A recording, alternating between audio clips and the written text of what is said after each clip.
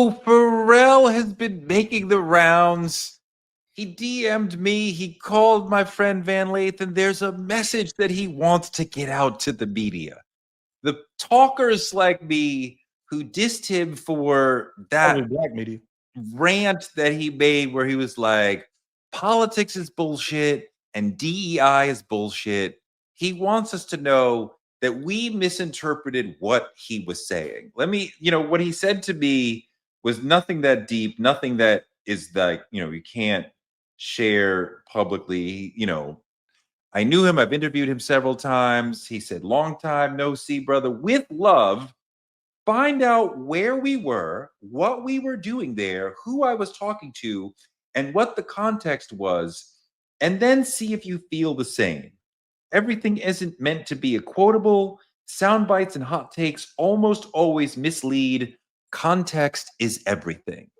And he also called my friend Van Lathan to talk to him, pushing, I think, the same message that he was trying to get across to me. I imagine that there are others that he reached out to as well in this charm offensive. Let's hear, because Van made a video. Charm offensive? Yeah, just explaining how he understands this now that he's had this conversation with P. Let's hear Van and then figure out where we are.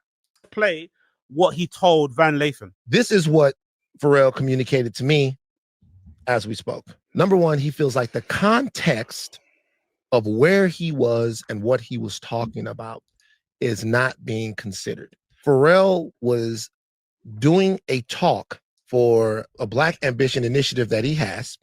The intent of this initiative is to invest into Black and brown entrepreneurship, lots of money, over $85 million to invest into DEI programs, diversity inclusion programs, and make sure that the people behind these programs get exactly what they need. What he meant to say and was trying to say, that's what Pharrell told me, is that politics, which he was specifically talking about right versus left politics, not the overall example of what it means to be politically knowledgeable or engaged. He's talking about right versus left politics and how right versus left politics typically leave people behind. It's divisive because it doesn't get at the heart of an issue.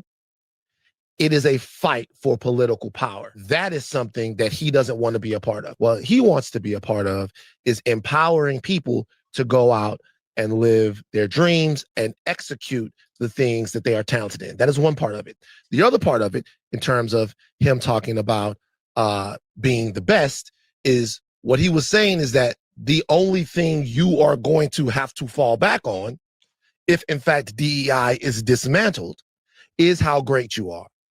And that greatness is going to be the thing that you are going to have to invest into in terms of yourself, if in fact there is no DEI, which is why he has the organization that he has, is because he wants to give everybody the opportunity to be the best. This is what I would say. For everyone that's like Pharrell, he's someone that has had a tremendous amount of influence and success over the course of a phenomenal career. For everyone that is like Pharrell, for everyone that actually cares about people and wants to help people, have someone that you can have conversations with around situations or things that you are uninitiated on. That's a fair statement. Now, after you seeing that long take there, and you getting that message, I want to get your perspective right now, as well as I'm going to show you the Black Ambition initiative that he started and where he was at in the context of that, where it's the goal is acknowledging that among founders of VCs backed companies, only 3% are Black and Hispanic, and talking about getting money to Black and Hispanic people and showing the disparities between Black and Hispanic people in this country when it comes to entrepreneurship. And this is the whole initiative of this the Black Ambition, is to get Black and Hispanic people money. So that is a DEI program that he started and funded and got money to fund these other companies. Correct. So that is the context of the space that he's in. These are the conversations that he's having. What is your perspective with more? I mean, that's obviously extremely cool, the thing that he's doing. Individuals cannot overcome the attack on DEI that is happening throughout this country. Black excellence alone cannot overcome, white supremacy, white privilege, and racism. And so the idea of like, just be awesome. And that, I mean, in a world where there isn't DEI, yeah, we're going to have to rely on those sorts of things. But the message from successful people of like, just be excellent is almost becomes a sort of toxic positivity of like, you can do it. I understand what he's saying as far as we were there trying to help Black people and dealing with the reality of a world without DEI. And if there isn't DEI, then what are you going to do? He was perhaps a ham-fisted messenger for that idea. But to me, the bigger point was the dismissal of politics, and the left-right politics is about power and not about helping people. And this is the classic anti-politics message that we get from a lot of people. Some of them rich, some of them artistic, some of them who just don't believe in the system. And there's a lot of reasons and reasonable ways to critique the system and to say that, Democrats are not necessarily our savior. Republicans are absolutely evil, but the Democrats are not our savior because they are far too in bed with corporate interests, with lobbyists like APAC and others. That's but facts. To dismiss the left as equal to the right is deeply problematic and shows a complete lack of understanding of the system and of reality. To say that they are the same is wrong and problematic.